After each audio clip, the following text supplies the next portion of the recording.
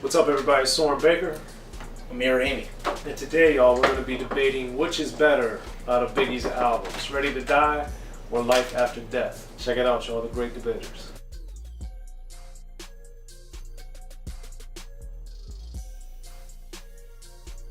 So, Amir, before Ready to Die came out, Biggie obviously had been making noise in the underground. He had to change his name from Biggie Smalls to the Notorious B.I.G. after a lawsuit over the name. And then he was doing stuff with Uptown, Puffy's previous employer prior to launching Bad Boy. And, you know, he had gotten some fame and notoriety through that a little bit. Then Party and Bullshit, of course, some remixes here and there. But by the time we get for Puffy to launch Bad Boy with him and he and Craig Mack, Ready to Die gets ready.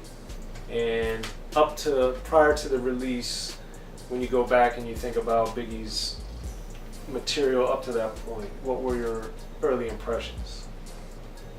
If we're being honest, I didn't know about it. Seriously, I mean, you have to understand, like, with our age difference. Yes. When you think of Notorious B.I.G. and when I heard him I was in middle school, you only think of two things, and that's Ready to Die and Life After Death. Okay. There was no Party and Bullshit until Notorious the movie came out. Gotcha. That was, I guess, my intro to that song, but I mean, I was so young at the time, so you can't blame me.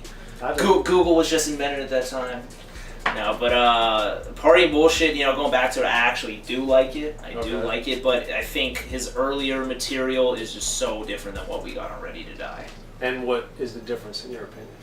I think Ready to Die is just like a street record, man. It's like gritty. It's not like no party. I mean, there is a party record on the album, Big Papa.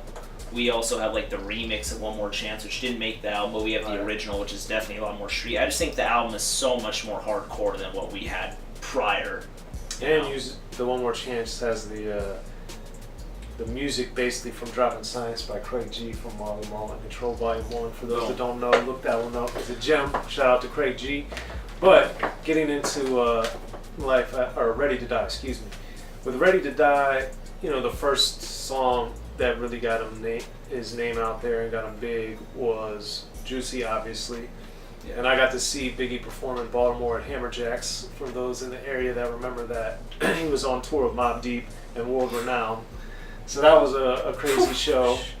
And but Juicy definitely broke him through to a lot of people, and you know, that is one of the least street records on there. It has, you know, the Juicy Fruit sample and stuff, but it's also brighter and a little more celebratory and happy. So, you know, obviously this song was his breakthrough single, but for you, standing on its own on an island, what is noteworthy about Juicy in your opinion? I love, and as you mentioned, it's probably the brightest moment on the album.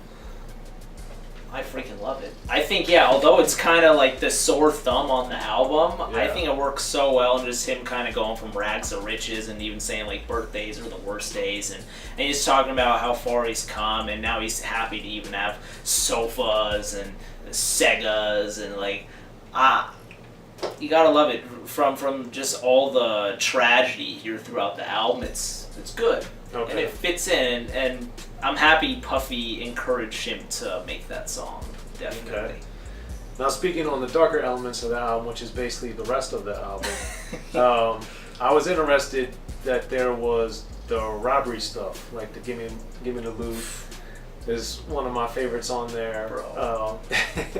Time out. All right, no, sorry, just good. I love that song. It's good.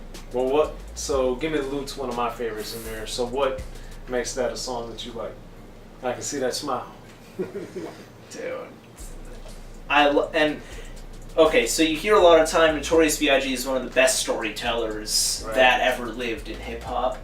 This song, it's one of those moments that and there's a couple of them on this album. Okay. That song is, I think, it's the first story because that's track 3. It's the first story we really hear, and he's playing different voices. He's literally painting pictures in your head, naming cars, saying, you know, talking about the cops, how they only want donuts, just like everything about this song is great. And my favorite thing about it is when I was first listening to it, I actually didn't know that he was making the other voice. I thought it was someone else. And when I checked the credits, I was like, there is no one else on this song. So I just loved it. I thought it was very original, you could say. And then there's obviously Machine Gun Funk also. Oh my god. And then one of my favorites, though, it's not as hard per se, which is the Unbelievable track. Oh. DJ Premier, of course. So that one, like Juicy, is a bit of a variance. It deviates from much of the rest of the album. So for you, lyrically and sonically, what made Unbelievable something worth listening to? The scratches, the classic Premier choruses that we're so lucky to hear. That's really, and you hear just Biggie flown and talking about how he's, you know, quote unquote unbelievable, right? How he's one of the best, and it's funny, it's his debut album. But he clearly shows why at that era he was definitely one of the best. It's just, dude, a show and prove track. That's what that is, in my opinion. Okay. And then we have Suicidal Thoughts closing out the album, and this produced by Lord Finesse. And the thing that was interesting is, as far as prominent rappers, Scarface, of course, cornered the market on this line of storytelling and thought. As far as the upper echelon Premier artists, because other people, I think, did it after Scarface also well.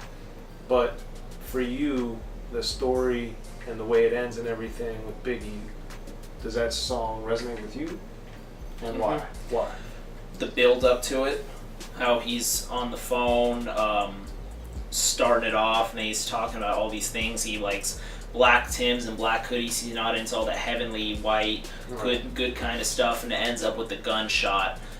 I just also think to go back a little bit, the reason why that song is also very special on the album is because it ties the whole thing together. Because the intro, you hear him crying because he's born, and you hear his parents fighting, and you hear all that, and you hear him growing up, and you hear, like, you know, things unchanged and give me the loot, and the things that he kind of went through, and even, you know, his sex tales with, like, Friend of Mine and the skit, the skit, you know, but I just thought it was on the skit. Yeah, well, actually, one of those skits was real at the end of one of the songs.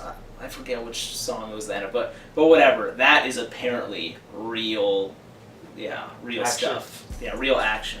But I just thought, to tie the whole thing together, Suicidal Thoughts made complete sense and made the album whole. Okay. If that answers that. Okay. And one thing that we do see, though, with kind of the culmination of this album is kind of what we get with the remixes, where we see versions of the songs that are on the album, not on the single version, which I think helped Bad Boy become what it became, which is you have this commercial appeal coming from a very dark album with Ready to Die, and then much brighter, happier songs with One More Chance, for instance, and being the primary example, of course.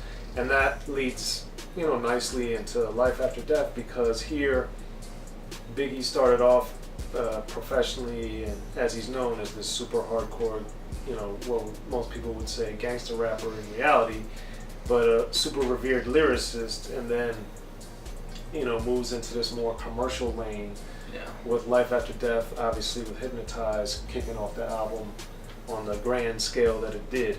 So for you, going into Life After Death and hearing this kind of progression from super grimy, super gritty New York style to more of a commercialized R&B type of thing, you know, did that throw you off? Were you comfortable with it? Like, what were you thinking? I was thrown off. Okay.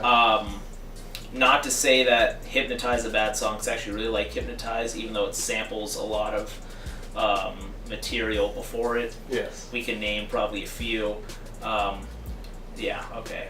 But what was Slick Rick was one of them. That's the main one. That's the main chorus, one, especially. exactly. But exactly, that song I didn't have a problem with.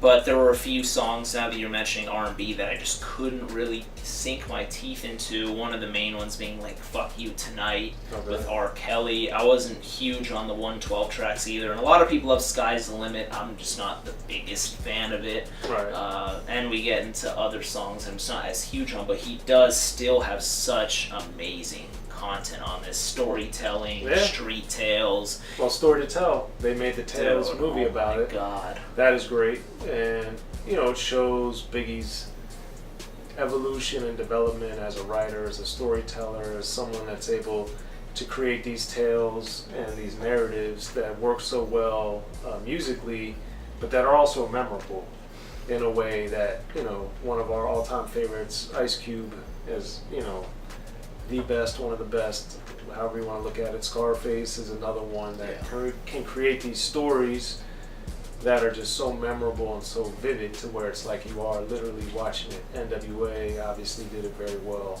also. And, you know, I think that's one of the great things about this album because, you know, 10 Crack Commandments is another example of this. You know, it's just, there's so much on Life After Death that's great, but like, to your point, the R&B-ish element I didn't like as much when I heard it, and even that over time, like I Love the Doe's also not one of my favorite tracks.